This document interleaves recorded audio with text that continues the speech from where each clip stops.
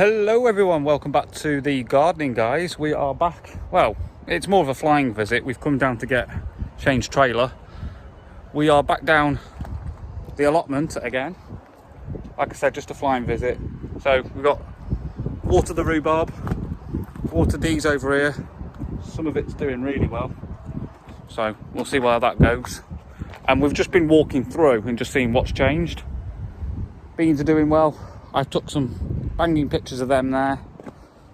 Parsnips still doing well. Look at the size of these carrots. Watch this. He won't even notice this. Look at the size of some of them. They're all absolutely humongous. We're taking some tomatoes with us because our tomato plants are doing really well. So, and Shane's in the bottom polytunnel. I'm going to go down there in a minute. But look, so oh, he's got rid of them all. There was tomatoes there. But yeah, tomato plants are doing brilliant. Got a bit of a fly problem in here. We do need to come down and refill the water butts and clean them out. Every single one of them is bone dry. Even the pond's suffering. Look how low this pond is. Not good. So I've literally just had a conversation with Shane about getting the pump down here so we can get it all topped back up again. I'm doing a Shane, just filling holes in. Another water butt empty. Cracking. And I think we might even, let's have a, no, they're coming back. Look at a horsetail down there. Damn. Shane, have you seen this horsetail? Sorry? Have you seen this horsetail down here? No, I haven't. It's like a blooming carpet. Oh my good God. This needs sorting, son. Oh my good God. So yeah, I think it's going to be another case of coming down another day and getting that cleared up. Yeah. Because that's not good. Oh my God. No wonder you're getting in the back of this polytunnel. Yeah, definitely. Oh my. So all of that's the polytunnel where the pear trees are, and we want to try and keep it all back as far as we can. So it may be a case of clearing it off the back. Looked like Shane was doing some squash there. So, and this also needs trimming because it's now obstructing the path. It's great that it's growing, but we sort of don't have a path anymore. And then of course, so is he still in here? No, he's disappeared. Where's he gone to? He might have gone to the tap. But yeah, this is what I'm on about. So remember the horsetail at the back of the polytunnel we were showing you? This is the problem we're having. It's all around the base of the pear trees, and it's clearly coming from that corner, and we're getting it here as well. So it's that side definitely. We've got a little bit, one little sprog of it there, but we do tend to get it at the bottom of this polytunnel, so that needs to be sorted out. But I think this is the one that Shane's on about replacing the cover for soon.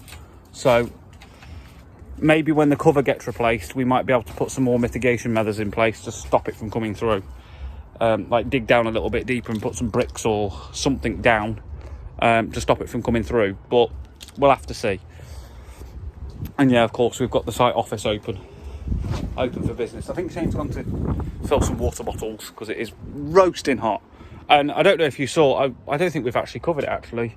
We did actually get a new water butt, and it was one of my jobs to get it up on a brick and a slab so we can actually use it. And there it is. And I believe it's still full because I don't think it's, yeah, you can see the water full, brimming, and we've got a working tap. So we can't technically get a watering can under there, but if we just need to dash water in pots, you know, water plants. So like if I went, for example, let's grab, look, so we've got, wow, that needs potting again. So this is the mint that we rescued from when Bailey destroyed it. So look, mint. Pop it under the tap and just give it a water, a couple of seconds, jobs are good, and it's perfect for that. You can't get a watering can under there. I will eventually build it onto a proper frame so that it can actually be used properly. That mint smells great. Now I've disturbed it. And of course we've got the other mint in the big tub that was done on a video on my channel. Still doing really well. And of course all the other mints are coming back up as well. Let's just have a look. The spearmint is doing really well. They're all actually coming back really nicely. I'm not sure if that's mint or that is mint that's coming back. This one, I mean, it's it's sprouting all over the place, so that's brilliant. Again, horsetail, it's starting to spread, so we need to get this under control very quickly. And yeah, it's getting there. Even the chives, for them. You can't see, can you? Because I didn't turn the camera around like a blooming idiot. There you go. So if you remember, when this was all cleared and we did the wood chip with Bailey, this was a little square that we cut out when we put the matting down. I'm not sure whether that's supposed to be there. I don't think it should be, but if not, it'll be gone and then you'll be able to see it even more. But in that square, it's grown really well. So, brilliant. What is that on that tomato plant in there? This. Looks like something's died on the top of it. It's only a leaf, but look at them. Can you see them giant tomatoes in there? They're doing really well. I'm really impressed with how them tomatoes have actually turned out. There was a bit of a umming and ahhing about it when we first put them in as to whether they would actually do too well, but they've actually done brilliantly. I'm not even sure where he's gone. Oh, he's there, but he's over at the trailer. So yeah, hopefully Shane will come down and he'll be able to cover these runner beans for us. Do you want to cover them? I will indeed, I will indeed. So Shane's going to... I've explained the horsetail at the back and that needs to be cleared out the back there. Go on then. Right, so obviously, as Michael's just said, these are actually runner beans, but they're not actual normal runner beans. They originate all the way from America. And I'm not actually sure of the proper name, but they did come from America, so I'll just call them American runner beans. So obviously, I put the spare seeds in the ground in here. Yeah, these were leftovers, weren't they? There was, yeah. So there was about 3 or 4 weeks after I planted the ones at the beginning of the allotment. And obviously what I thought was, well, I'm going to do a bit of an experiment. And I thought, well, you know, if the runner beans at the front of the allotment start dying off, because I know some years here, I know last year we did as well, we got caught with a very early frost, which brought in a very early spring, and I pretty much lost most of my crops. So I thought, right, okay, so if I harvest what I can off them at the front, if they do die, then I've got these to take over from them at the front. They're in the greenhouse, well, in the polytunnel. They're already established, as you can see. They're just actually now starting to flower. I'm not entirely sure if these are the stage of the ones at the front. No, they're not. Because the ones at the front have literally, they've got little beans on little like pods that. on already. So, but I don't think these have as No, I'm yet. not seeing any. No. Now I've also noticed, which is good chance of me coming down as well, that the flowers are falling off, but there's no beans on them. And people are going to ask why does that happen? Well, that could be many different reasons. It could mean not enough water, too much water, or it's too hot, for example. I always used to look at, say for example, a pack of Mr. Fothergill seeds, and it always used to say to me, mist with tepid water in the evening, and I never used to do it. I didn't need to. I've always grown runner beans for many years, never needed to, so I will actually try that and actually see if it does stop the beans from falling off. But I'm hoping to get some. There's a load of flowers on there, isn't there? You know what I mean? So I'm hoping You'll be fine with them. Yeah, I'm hoping so. But like I said, the ones up at the top are doing they're fantastically doing obviously a lot better than these, but as you can see, they're happy and healthy. They've got flower stalks on, so that's all you can. And I covered it just. Is this the one that you're on about changing the cover? This polytunnel? So this polytunnel is old. Out of the two, they are. This one is quite old, but it's one of the more expensive ones. Because of the way the frame's designed and the sheer size of it. So obviously where we're filming now, we're at the very front of the polytunnel where the door is, but I'm going to show you how far it goes back.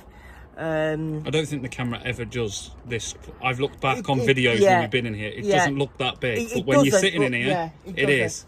So I'm gonna walk back. Excuse the mess. I am trying as I'm pulling the potatoes out.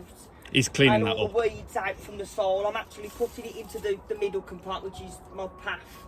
And what that does is, as you can see, it dries all your weeds out. And then when I've got all this out and all the horse towel as well, I'll just clean it up, put it onto the path where there's membrane, so you can't get nothing growing back in it. And then as I'm digging both channels, I will put all the horsetail roots and weeds back onto here, dry them out, and then all that can be just scraped up. And at the end of the year, when it comes to November, when we're allowed to have a fire to get rid of all of the weeds, etc., such as this, I can just put them on and they'll go instantaneously. Anyway, so on now, this is the piece of wood at the back, so my back now is right at the back, touching the plastic. So I'll check when I'm editing as to whether you can still be heard or not. Exactly. Because I'm still stood, I'm literally stood on the boundary of the door. So, yeah, so obviously, like I say, I'm at the back of the polytunnel now. I do apologise if it's a bit harder to hear me, but you can. I'll see if I can boost the audio. You can see from the sheer size of this, and it's only I think off the top of my head, it's a 6 by 3 by 2, something like that. I think it's a bit longer than a 6. I think it's a bit longer than a 6. No, because I think it's 1, 2, 3. No, 1, 2, 3, 4, 5, 6. You don't count the spaces, you count the bars on the roof. So I still think it's longer than a 6. 3, 4, 5, 6 metres long, right? But yeah, lots of work to do in here, lots of work.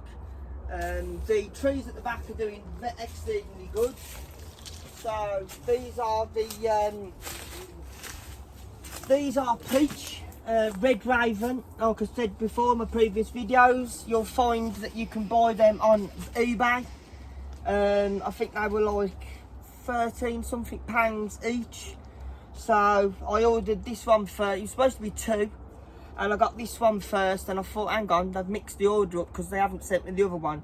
What they've done is they sent this one to make sure that it wasn't damaged, and then 2 weeks later they also sent this one.